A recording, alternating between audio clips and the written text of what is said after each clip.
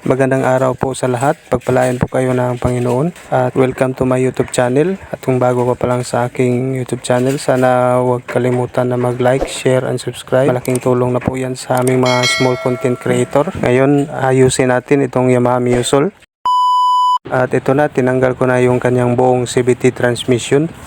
At ang gagawin natin dito ngayon, unang-una, lilinisin natin itong kanyang CVT transmission. Pinayos pala ito ng may-ari sa atin kasi yung sabi mahina daw, walang hatak at walang dulo, tapos maingay pa. Kaya unang-unang gagawin natin dito ay linisin lang muna natin itong kanyang CVT transmission. At pagkatapos titingnan natin yung mga sirang pyesa na kailangan ng palitan. At ang nakita ko dito na nasira na yung kanyang pulley set at saka itong kanyang center spring. Kaya kailangan natin tanggalin lang muna dito sa kanyang torque drive assembly. At papalitan natin to kasi yung kanyang center spring ay weak na. Malalaman natin na weak na yung kanyang center spring pag ganito na yung nangyayari. Nasasagad na natin tapos malambot na. Palitan natin ito ng bagong center spring. Tapos itong pulley set, meron ng tama dito. Malalaman natin na sira na kasi meron na siyang tama at saka wala na siya sa tamang degree. Kaya kailangan natin palitan to ng bagong pulley set. Kaya lilinisin lang muna natin itong buong torque drive assembly. Gasan natin ng gasolina.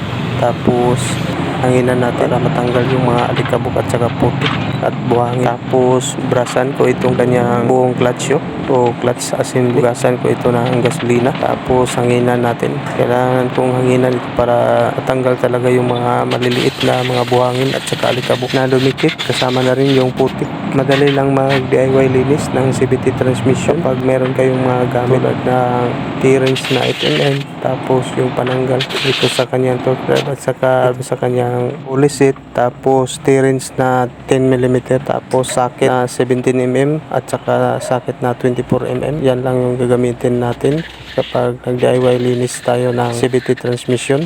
Tsaka mas maganda kung meron tayong cordless impact. At ito na, malinis na itong kanyang torque drive assembly. Tapos lilinisin ko lang itong kanyang bevel. Hanginan ko lang ito kasi maraming dumikit na alikabok. At pagkatapos punasan ko lang ito ng basahan para sigurado talaga na malinis na. At ito na yung bagong pulley set na binili ng customer. GPC ang brand. Kakabit ko lang ito ngayon.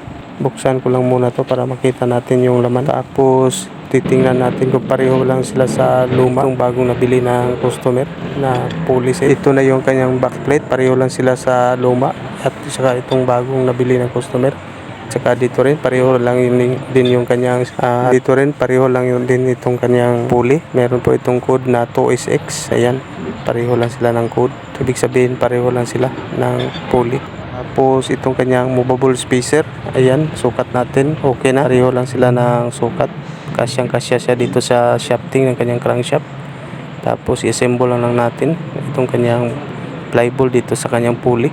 Ito po yung kanyang bagong pulley, may kasama ng bagong flyball. Isang set po ito, around 1,000 plus po ang presyo nito. Sulit na sulit. At dito dapat nakaturo ito sa paharap, itong kanyang timing mark dito sa kanyang bevel. Yan, natandaan natin kapag nagkakabit tayo ng bevel dito sa kanyang pulley set. At kapag nag-assemble tayo, ngayon ikabit ko lang itong dalawang washer tapos itong nut dito sa kanyang pulley. Pagkatapos higpitan ko lang to gamit itong cordless impact. At 17mm pala yung socket na ginamit ko dyan. At ito po yung lumang backplate, kasama na yung kanyang slide piece. Yung kanyang slide piece ay sira na, maluwag na siya, kaya pinalitan natin. At dito yung kanyang degree ay inaakma at wala na sa tamang degree, kaya pinalitan natin kasi meron ng tama. At dito rin sa kanyang lagayan ng flyball meron na ring tama at lumalalim na. At dito sa kanyang flyball malapad na siya, kaya pinalitan natin ng bago at meron ng tama. Ito na yung nabili niya na center spring. Maganda po itong kanyang center spring na nabili kasi 1000 RPM po ito. At titingnan natin kung 1000 RPM ba talaga. Sukat natin. Malalaman natin na 1000 RPM kasi medyo mahaba pa siya dito sa kanyang stock na center spring. At ayan, medyo mahaba siya ng konti. Kaya okay na to. 1000 RPM talaga ito. Maganda ito kasi medyo matigas na siya.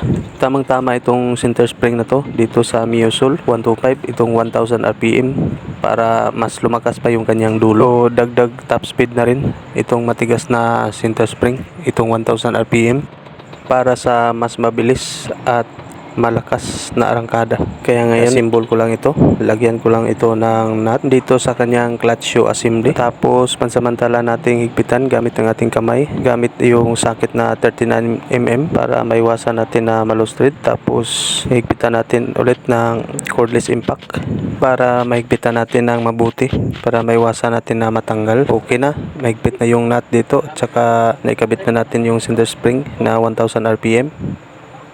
Tapos lagyan lang natin to ng grasa, ito kanyang bearing dito sa likuran ng kanyang torque drive assembly para hindi siya maging maingay. Ito na, nalagyan ko na ito ng grasa. Tapos naikabit ko na yung center spring, ayan, matigas na. Ikabit lang natin yung B-belt. Tapos pasok lang natin dito sa kanyang shafting. Importante talaga na malagyan ng grasa yung kanyang bearing para hindi maingay. At saka dito rin sa dulo ng kanyang shafting, lagyan natin ng kunting grasa kasi meron itong bearing dito sa kanyang cover. At itong nut, ikabit ko na itong nut dito sa kanyang clutch bell. Tapos higpitan ko lang ito gamit yung cordless impact at saka yung socket na 24mm. Kailangan talaga kapag nagkabit tayo ng nut, higpitan natin kaagad para hindi natin makaligtaan o makalimutan.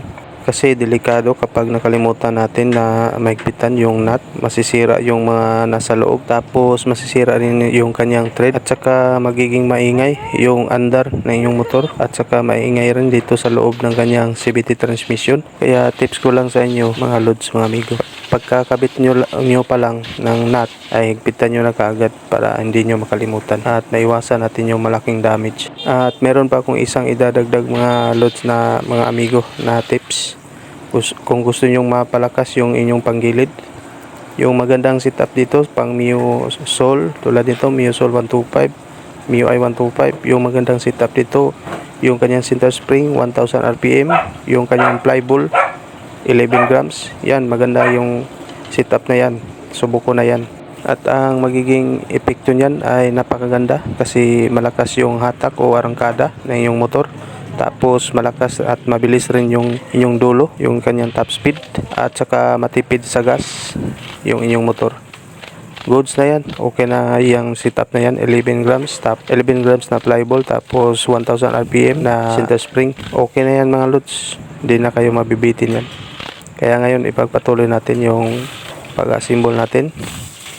Nailagay ko na yung mga tornilyo dito sa kanyang CVT cover, tapos naigpitan ko na rin. Ngayon ito na namang takip dito sa kanyang breather. Linisin ko lang ito, hanginan lang natin para matanggal yung mga alikabok. Tapos kabit natin. Sa pagkabit nito, ang unang gagawin natin, idiin natin pataas, tapos sabay push ng konti dito sa gitna. At ayan, naipasok na natin. Tapos sunod natin ikabit itong cover dito sa ilalim ng kanyang CVT cover. Lagyan lang natin ng tornilyo, tapos higpitan ko lang ito.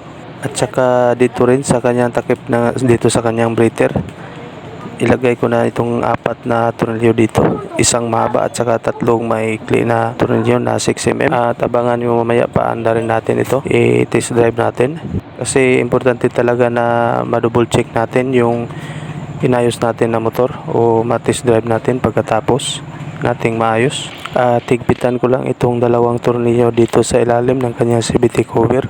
Pagkatapos dito rin sa takip ng kanyang breather, itong 4 na 6mm na tornilyo, higpitan ko rin ito mga lot. Ayan, mahigpit na. Dito rin meron pang isa dito sa kanyang holder ng kanyang air cleaner assembly. Double check lang natin. Ayan, mahigpit na lahat. At ngayon subukan nating pandarin. Kailangan nating subukang pandarin kasi kanina sabi ng customer ay maingay itong kanyang motor. Tapos mahina at walang hatak at saka walang dulo. At pagdating niya dito, pinakinggan ko yung kanyang motor, yung kanyang andar. Totoo nga yung sinabi ng customer, maingay at saka walang hatak at mahina yung kanyang makina at walang dulo. Kaya ngayon subukan natin. At ito na, napanda na natin yung kanyang motor.